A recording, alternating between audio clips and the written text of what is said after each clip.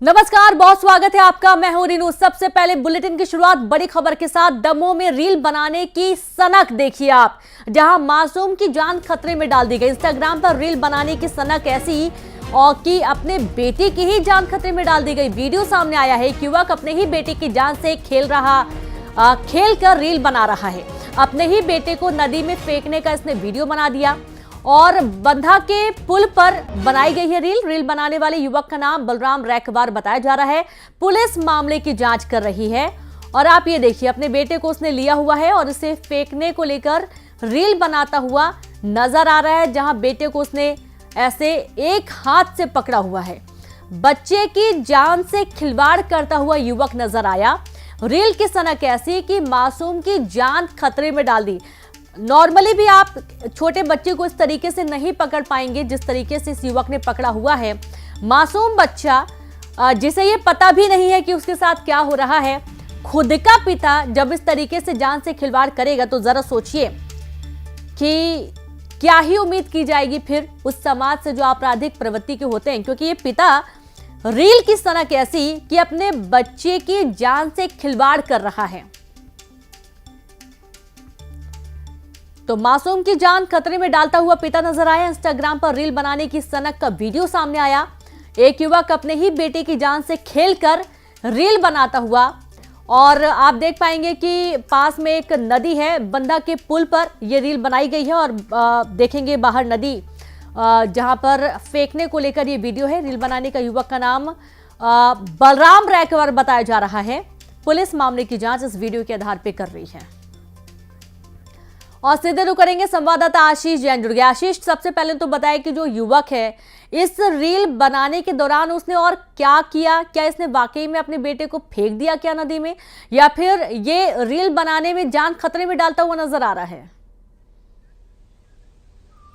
निश्चित ही मैं आपको बताना चाहूंगा कि शहरी इलाकों से जो रील बनाने का जो बुखार है वो ग्रामीण अंचलों में भी पहुंच गया है। दमोह जिले का एक ग्रामीण अंचल है, हटा विकासखंड का बंधा गांव है, जहां का ये पुल है। और वहां पर यह जो व्यक्ति है इसका नाम बल्लू रैकवार है, जिससे बलराम रैकवार जिसका पूरा नाम है, उसको बल्लू गांव के लोग कहते हैं। उसके द्वारा इंस्टाग्राम पर रील बनाई गई है। और रील ऐसी कि जिसने अपने ही बच्चे को, जो वो बालक है वो है उसका ही बेटा है, और उसको वह एक हाथ में लिए हुए नदी में फेंकने की बात कर रहा है। और इतना ही नहीं, वो अश्लील गालियां भी उसमें दे रहा है। और अश्लील गालियों के साथ उसने दूसरा रील भी बनाया जिसमें वो पुल के किनारे पर बच्चे को बिठाए हुए और कह रहा है कि गिर जाएगा, मर जाएगा, और इस तरह की बात उसके द्वारा कही जा रही है। तो निश्चित रूप से इस तरह की जो स्थितियां है, वो रील बनाने की जो सनक है वह कहीं ना कहीं लोगों को जान का जोखिम उठाती है और जान का जोखिम डालती है। लेकिन मासूम के साथ किया गया जो दुर्व्यवहार है, भले ही उसका स्वयं का बच्चा है, लेकिन यह वीडियो अब तेजी के साथ वायरल हो रहा है। बहुत ही चौंकाने वाला ये पूरा घटनाक्रम है। बहुत शुक्रिया आपका जानकारी के लिए। तो इस तरीके से अब हालांकि इस पूरे मामले में जांच की बात भी कही जा रही है। और अब अगली खबर का रुख करेंगे, बात करेंगे इंदौर से। बड़ी खबर की, कांग्रेस के पूर्व पार्षद ने घर में घुसकर मारपीट की। अनवर कादरी इनका नाम है, जिन्होंने घर में घुसकर मारपीट की है। पूर्व पार्षद रह चुके हैं और मारपीट की पूरी घटना सीसीटीवी कैमरे में कैद हो गई। घर के बाहर की भी आपको तस्वीरें दिखाएंगे और साथ ही घर के अंदर घुसते ही किस तरीके से लात घूसे चलाना शुरू कर दिया पूर्व पार्षद ने, ये भी आप देखिए। इनके खिलाफ केस दर्ज कर लिया गया। सदर बाजार थाना क्षेत्र के बडवारी चौकी का ये पूरा मामला है। और घर के अंदर घुसते ही लात घूसे चलाना शुरू कर दिया। महिलाओं ने रोकने की कोशिश की, बावजूद इसके ये नहीं माने और अब इनके खिलाफ मामला दर्ज किया गया है।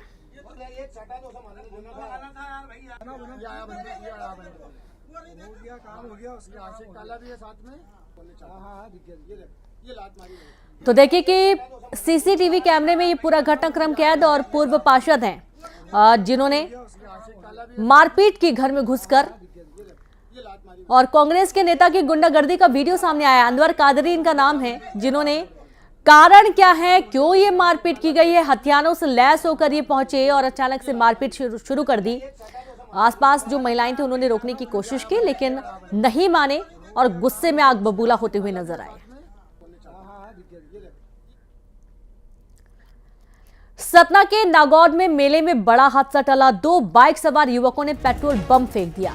मेले में एक पांडाल में आग लग गई। बदमाशों की पुलिस भी से झड़प हो गई।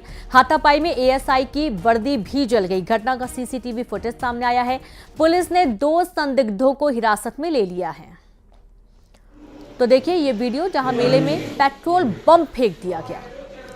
बाउंड्री के बाहर से मेले में ये पेट्रोल बम फेंके जाने का वीडियो सामने आया है और आप देखेंगे शरारती तत्व जिन्होंने इस बड़ी घटना को अंजाम दिया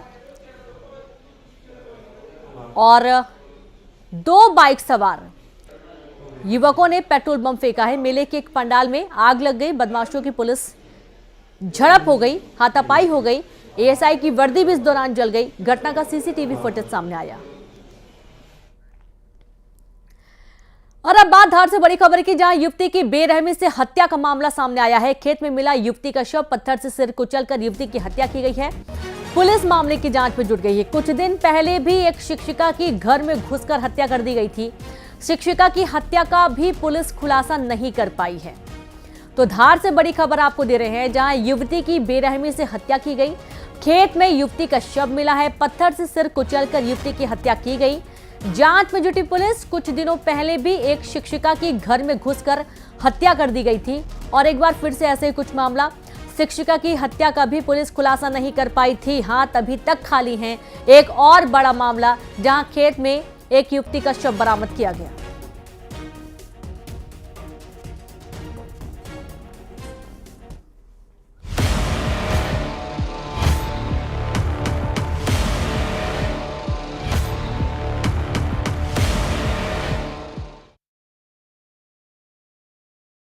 जहां पर आज बीजेपी प्रत्याशियों के नाम की लग सकती है मुहर। 100 से ज्यादा उम्मीदवारों की पहली लिस्ट आज संभवतः जारी हो सकती है।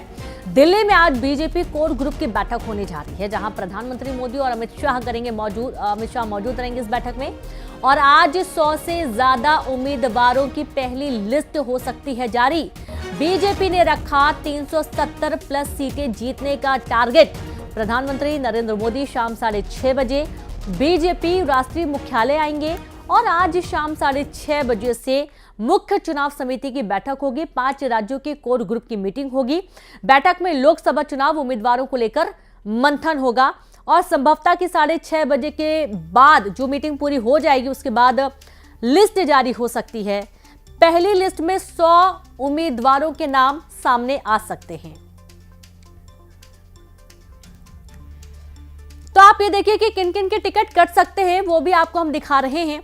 जहां पर भोपाल से साध्वी प्रज्ञा सिंह ठाकुर के टिकट कटने के बाद शंकर लालवानी जो कि इंदौर से हैं, इनका भी टिकट कट सकता है।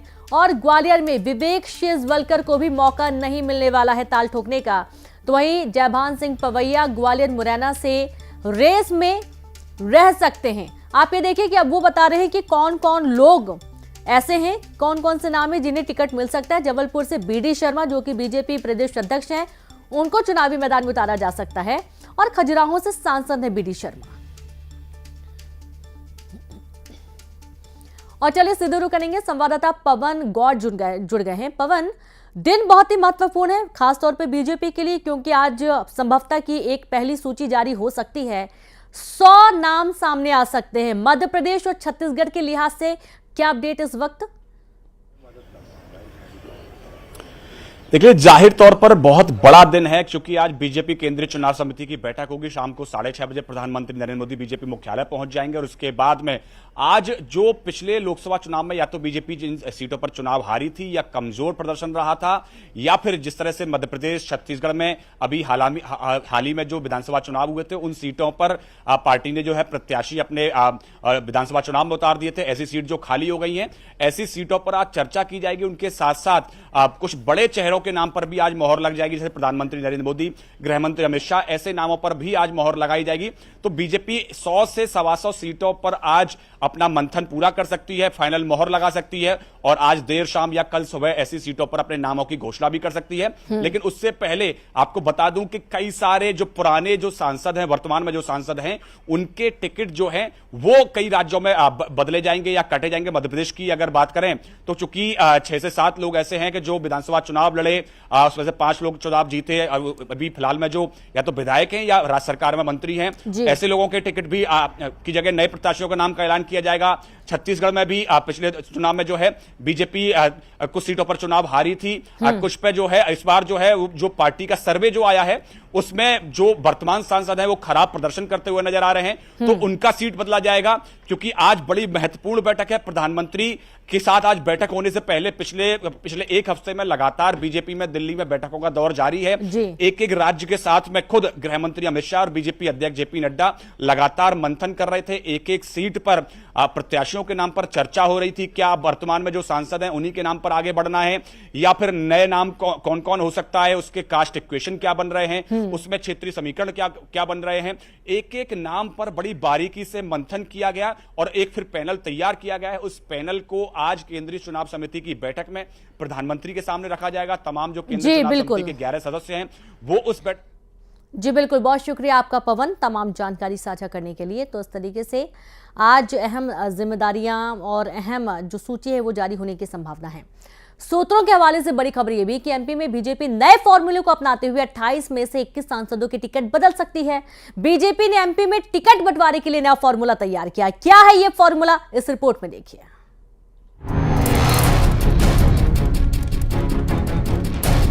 विधानसभा चुनाव की तरह एमपी में बीजेपी लोकसभा में भी प्रत्याशियों को लेकर चौंका सकती है। खबरों के मुताबिक एमपी में बीजेपी का नया फॉर्मूला, वर्तमान 28 में से 21 सांसदों के टिकट बदले जाएंगे। 2 बार से ज्यादा सांसदों को बदला जा सकता है। प्रत्याशियों की औसत उम्र को 50 साल किया जाएगा। महिलाओं को पार्टी टिकट बंटवारे में तरजीह देगी। कार्यकर्ताओं के फीडबैक पर टिकट मिलेंगे। मूल कार्यकर्ता को ही टिकट दिया जाएगा। 2023 में हुए विधानसभा चुनाव के दौरान बीजेपी ने 28 में से 7 सांसदों को टिकट दे दिया था। 5 सांसदों ने जीत दर्ज की, जबकि 2 सांसदों को हार का सामना करना पड़ा। यानी 5 लोकसभा सीट बीजेपी की खाली हो गई हैं। यहां से पार्टी के लिए नए उम्मीदवारों का रास्ता खुल गया है। वहीं कई दिग्गज नेता हैं जिनको पार्टी लोकसभा चुनाव में उतार सकती है। Bureau report, news 18।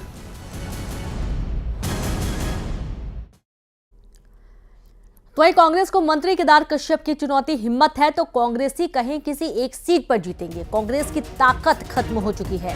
कांग्रेस नेताओं के तोते उड़ चुके हैं। अभी वे प्रत्याशी ढूंढ रहे हैं, उसके बाद कार्यकर्ता ढूंढेंगे। कांग्रेस लोगों को ठगने वाली पार्टी है।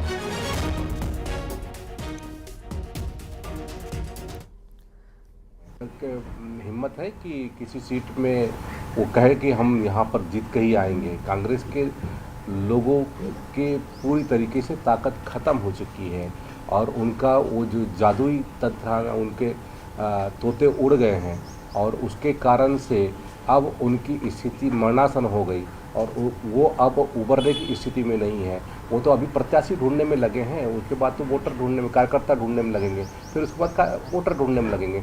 तब तक तो चुनाव बीत चुका होता। क्या लगता है?